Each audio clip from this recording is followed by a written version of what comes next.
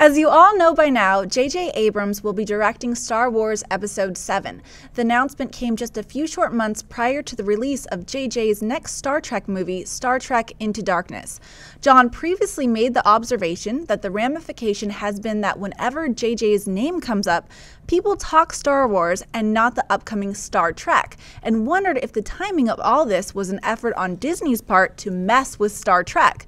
Now with the looming, but not yet made, announcement that Harrison Ford, Carrie Fisher, and Mark Hamill are signing on to reprise their roles for the next Star Wars film, John, do you have another theory about Disney messing with Marvel? Okay, let's all put on the conspiracy theory hats here, okay? I'm scared. None of this is based on, I want to just preamble this right to the hilt. None of this is based on fact. This is all conspiracy theory on my part. I just so happen to think the pieces fit. But this also feeds into our previous story. Okay, you're right. I did say, when the J.J. Abrams announcement was made, I said, man, the Paramount people and the Star Trek people have to be furious about this. Because obviously now, whenever we talk J.J. Abrams, people aren't talking about Star Trek. They're talking about Star Wars.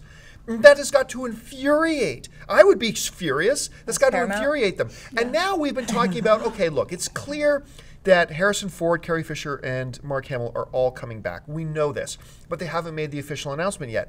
Well, what are they waiting for? What? Oh, wait. Star Trek's coming soon. But why? Why, I ask you, would Marvel, and specifically Disney, which owns Marvel, want to mess with Star Trek like this? Why? I asked that question, and one of our viewers, and I apologize that I can't forget the name, but it was a synonym in there. One of our readers asks us, or says to me in the comments section of yesterday's show, says, John, I got a theory for you. I'm like, okay, what's the theory? And this is what he said. He goes, look, Disney doesn't just own Marvel. They own Star Wars. So they own both. What is opening just 2 weeks before Star Trek? Iron Man 3. So his theory was this. Remember, once again, none of this is based on fact. This is all speculation. His theory was this, that they're holding off. First of all, they did the big JJ thing to kind of mess with Star Trek's mojo to start with. They're holding off.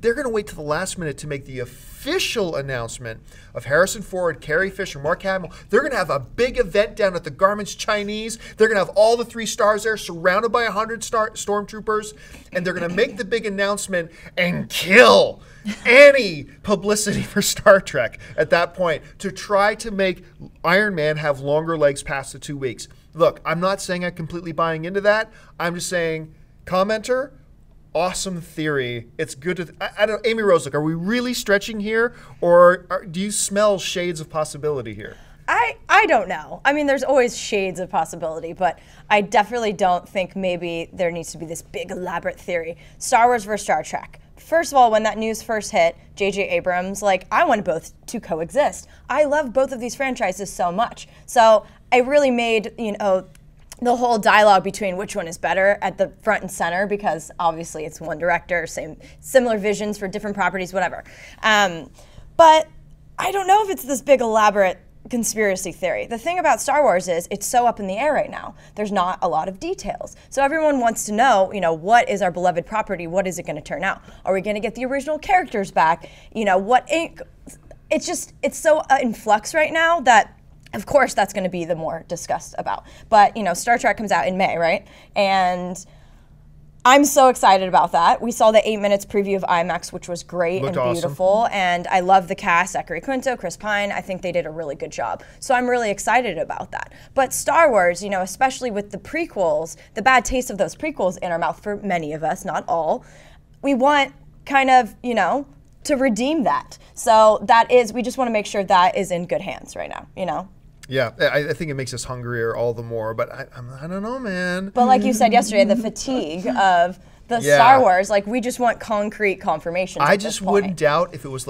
2 days before the release of Iron Man, probably maybe 2 days before the release of Iron Man, or 1 week after the release of Iron Man 3. That's what I'm calling it.